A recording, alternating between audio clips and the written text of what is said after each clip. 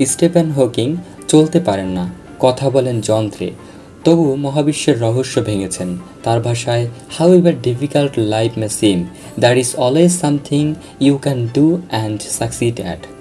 জীবন যতই কঠিন মনে হোক না কেন, এমন কিছু না কিছু আছে যা তুমি করতে পারো এবং সফল হতে পারো। মহাত্মা গান্ধীর অহিংস লড়াই, হেলেন কেলারের নীরব চোখে অসম্ভব তৈরির গল্প, সব জায়গায় একটাই সূত্র, অটল বিশ্বাস।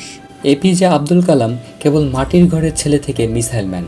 তিনি বলেন, dream is not what you see in sleep, dream is what keeps you awake.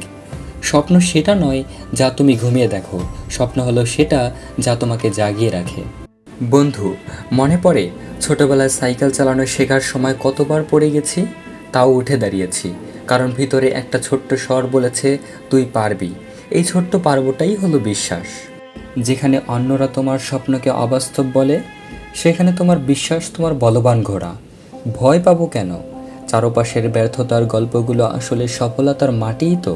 আজ হোক বা কাল হোক, ইতিহাস আবার প্রমাণ করবে বিশ্বাসী শেষ পর্যন্ত জয়ী হয়। প্রশ্ন একটাই, তুমি কি নিজের উপর বিশ্বাস রাখবে?